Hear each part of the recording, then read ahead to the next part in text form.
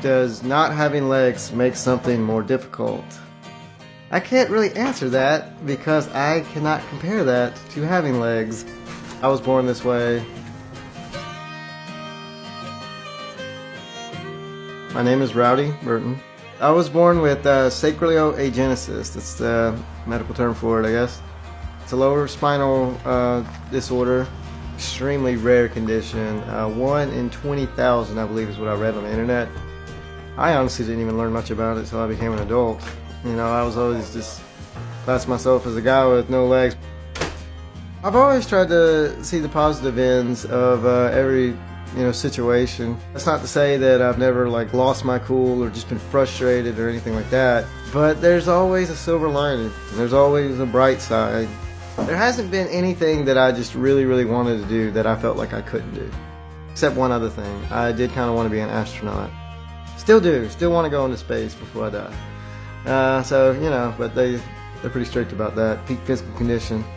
They'll send a monkey up there with no training, but I got to go through a bunch of bull crap. I don't really like to cook that much. It's not difficult, it's just I'm lazy.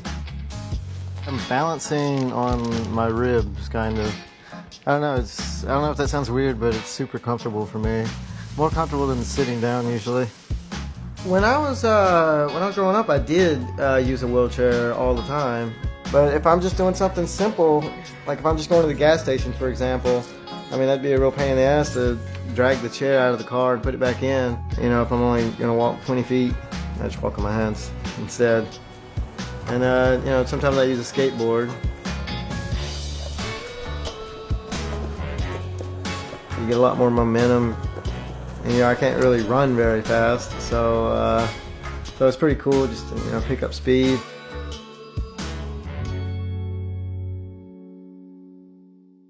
A lot of people assume my body just cuts off right here, but the thing is I do have a complete lower half. When I got my legs amputated, I was only 3 years old. They put pins in the bones, and that way the bones would never grow. If I had continued to grow and let them develop, I would have just had dead weight to carry around. So basically I got half a pelvis and thigh bones that would be equivalent to a 3-year-old size thigh bones. The main thing that affects me is probably my elbows. And you can kind of see this elbow, this is straight out. If I do hurt my elbow or my wrist, it does kind of suck, getting around with one arm. I also play tennis with a group of people. I first met Rowdy when I got involved in wheelchair tennis. He is very laid back but very kind.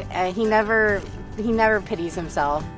I was definitely bullied as a kid, but once I got into high school, everyone got a little bit more mature. Most of the kids that were jerkish enough to pick on the guy with no legs had done dropped out by that point. I only said I played tennis. I never said I was good.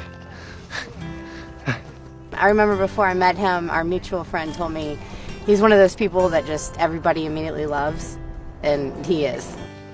You meet him and he's just cool. A lot of my friends that have known me for years, a lot of them have said at one time or another, they just forget I don't have legs. You gotta get warm. My legs are cold.